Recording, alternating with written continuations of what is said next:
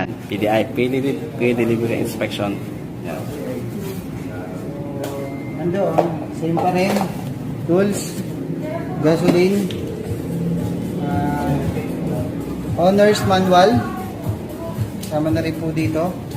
Kasama na rin po dito yung warranty booklet during PDI. So, every service po, may service coupon po siya. So, ipe-present lang po kay mechanic para po wala silang bayaran sa labor ng change oil and tune-up. Pero pagka may iba pa akong pinagawa sa unit, like nagpalinis ng panggilid, meron na pong additional na labor charge. So, andito po yung battery niya, kinabit po natin kanina. Kasama po ng mga fuse. So, ito po.